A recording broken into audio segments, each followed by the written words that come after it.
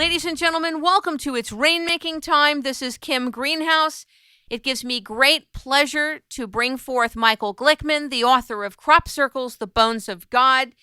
He has been a teacher of architecture and design for years, and over the last 20 years has been a crop circle researcher. He's one of the world-renowned people in this area. It's a fascinating area. There's nobody better suited than Michael to explain it to us. Ladies and gentlemen, welcome Michael Glickman to It's Rainmaking Time. Good afternoon. Well, hello. Thank you for joining us. You are one of the world's crop circle experts. How can you be an expert in the unknown? Exactly. That's a great question. How can you be an expert in the unknown? Let's just say that you're one of the people in the world who has spent a great deal of time studying and researching crop circles. One of the things I loved about your book is that it seems like you bring everything into play. Mathematics, cosmology, philosophy, research, psychology, everything you can think of. And I wanted to ask you the first question to open up the subject about crop circles, because a lot of people say, oh, they're man-made phenomenons. Now, I read your book, so I do understand that they're not.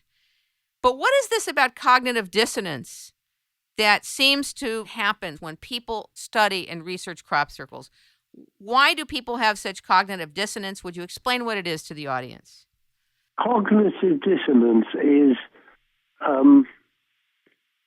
when something happens in the real world which is so unfamiliar, it jars and is unacceptable and simply cannot be allowed to be seen. It is so strange in view of the world view which has been held up to this moment that we're not prepared to shift it to accept the intrusion of an unusual reality. And my favorite example of this is heavier than air machines, flying machines. When the Wright brothers flew by a public tram track for 4 years, it was denied. People refused, although this was on public display. It affronted the laws of science. It was an offense to the way the world should be. And so it was denied and denied and denied. When some lunatic came up and suggested that the world could not be flat, it was denied and denied and denied. And we see this continuously, and the crop circles represent a real insult to our worldview, and people deny it. They seek every conceivable method of making excuses. They seek every conceivable method of averting their eyes and pretending it's not there. And indeed, as I mention in the book, I think there are two phenomena. Phenomenon one is that every season, every summer, we get huge, amazing, elaborate, intricate, articulate, artistic, beautiful forms in the fields. That is breathtaking.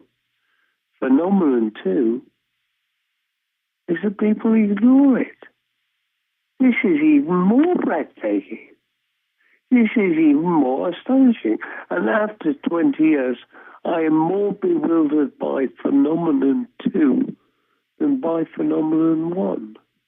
Does that clarify it? Very clearly. In your book, you say in May and June, you can see crop circles in barley, and in July and August, they come a lot in wheat. You can see it in wheat fields. You're an architect and an engineer and a designer. Obviously, you have to be grounded in reality. You have to have a certain discipline and groundedness to have been trained in those areas. Yeah. So it's hard for me to think that people would just dismiss your findings and dismiss your 20 years of crop circle research. When we think of Stonehenge, a lot of people think it's beautiful. A lot of people want to go and they're interested. But then there are other people who think that was a setup. But when I read in your book, it said that there were workers in the fields who saw the fields a particular way at one point in the day, and it was totally different later in the afternoon. Yes. And then the guards said it was a particular way at one point in the day, and then in the afternoon, it was totally different. They had just appeared. That's impossible if those are man-made. That's impossible. Look, Kim, we've just got to get rid of this absolute nonsense. There are man-made circles every year. Rarely more than 5 per year in England. They are all screamingly obvious for their poverty of quality, their poverty of design. They might as well have an amber flashing light in the middle of them. But the man-made hypothesis, which is completely unsustainable by anybody who examines the thing rationally, the man-made hypothesis brings an enormous amount of comfort to many hundreds of people who say, oh, well, we can go and sleep at night. They're all man-made. They are not man-made. And the idea that these huge, complex designs could be made by the human beings is completely unsustainable. But there are still people who believe babies are brought by storks or arrive under mulberry bushes. And what can I say? If people choose to believe absolutely absurd notions, then bless them, bless them, bless them. But it ain't true. The number of man-made circles is very small and absolutely rotten in comparison with the real thing. So is it kind of like comparing the great artists, the great painters? What you're talking about really are masterpieces of the fields. Absolutely. I mean, one of the things you can state definitively about anybody who says, oh, they're man-made, they're man-made, you just say, oh, thank you very much for that information. Where do you get your background research from? Have you ever been to a crop circle? Have you ever been to a crop circle conference? Have you ever researched the subject in any depth?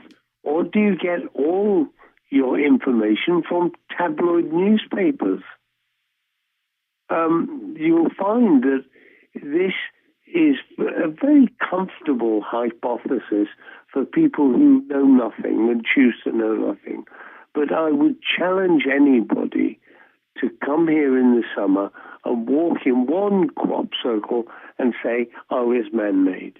I was not only an architect, I was a professor of architecture.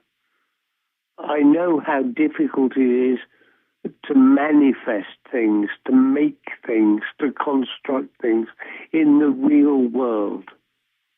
I could not make a crop circle satisfactorily with any number of resources thrown at me.